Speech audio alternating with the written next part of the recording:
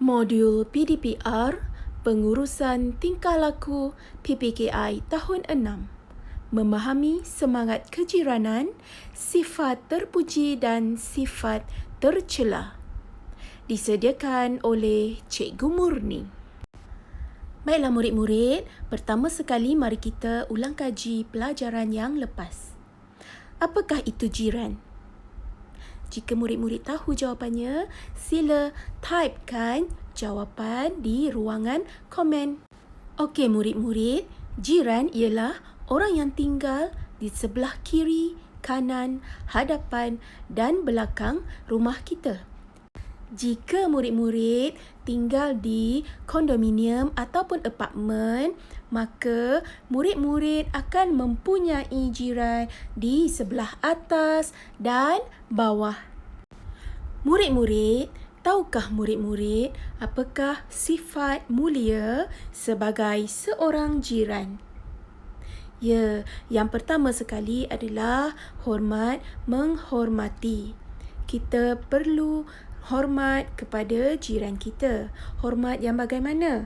Okey, contohnya jika jiran kita lebih tua daripada kita, maka kita perlulah hormat kepada jiran kita dengan memberi salam, ataupun ucapkan selamat pagi, tegur jiran kita. Okey, yang kedua pula berbudi bahasa. Okey, berbudi bahasa maksudnya murid-murid bercakap dengan jiran dengan baik, bahasa yang elok. Okey, sama juga konsepnya dengan hormat menghormati. Yang ketiga, baik hati. Okey, bagaimanakah sifat baik hati itu? Okey, sebagai contoh, jika jiran kita ada kecemasan, okey, kita akan bawa jiran ke hospital atau klinik yang berhampiran. Jika jiran tidak mempunyai pengangkutan untuk berbuat demikian. Jadi, murid-murid telah mengamalkan sifat baik hati.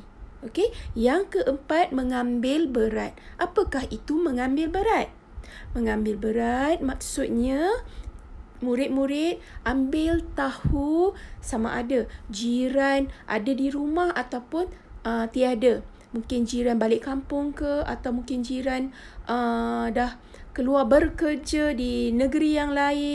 Jadi murid-murid mengamalkan sifat mengambil berat dengan membantu untuk mengawasi rumah jiran kita daripada pencuri atau perompak.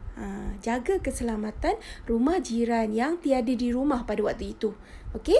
Yang kelima, peramah. Okey, bagaimanakah sifat peramah ini? Okey, sifat peramah adalah apabila kita mengenali jiran kita, kita ringan mulut untuk bertanya dengan jiran kita, apakah pekerjaan jiran kita, berapa bilangan ahli keluarganya, supaya kita tahu siapakah jiran kita. Itulah peramah. Okey. Dan yang keenam, yang terakhir sekali adalah bekerja sama. Bagaimanakah kita nak adakan sifat bekerja sama ni?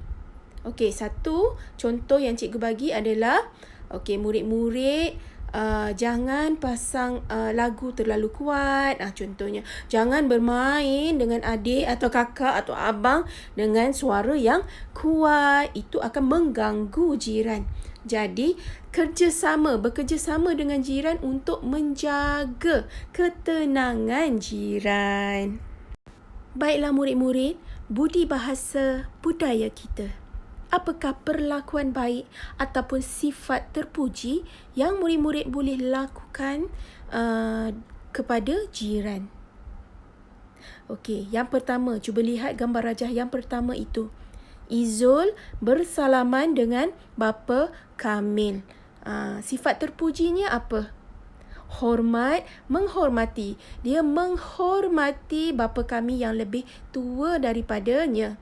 Jadi, Izul pun bersalaman dengan bapa Kamil. Okey, kita tengok gambar rajah yang kedua.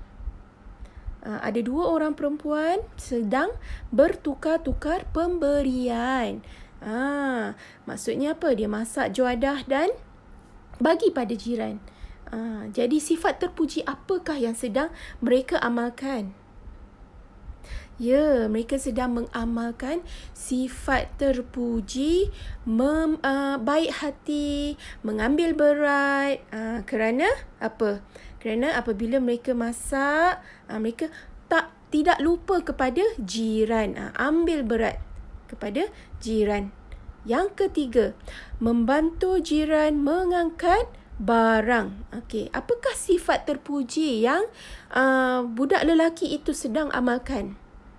Ya, budak lelaki itu sedang mengamalkan sifat terpuji, baik hati. Baik hati kerana apa? Kerana dia membantu makcik itu untuk mengangkat barang.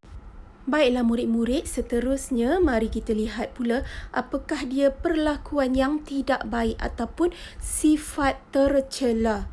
Okey, kalau perlakuan yang baik tadi, sifat-sifat yang terpuji seperti yang cikgu telah terangkan tadi, itu adalah sifat yang perlu kita amalkan, yang perlu kita lakukan dan buat. Okey? Tetapi untuk sifat tercela adalah sifat-sifat yang perlu kita elakkan. Jangan buat langsung. Okey? Apakah dia? Yang pertama, cuba kita lihat gambar rajah yang pertama.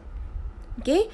Memarahi anak dengan kuat. Okey, ini kadang-kadang mungkin kita tidak sedar kita telah pun memarahi. Mungkin ibu dah marah anaknya dengan suara yang kuat sehingga kan jiran mendengar suara ibu yang sedang memarahi anak.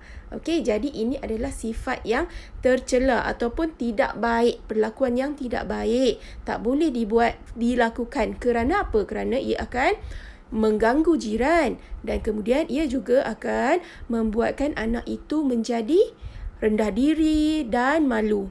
Okey, yang kedua, suka bergaduh.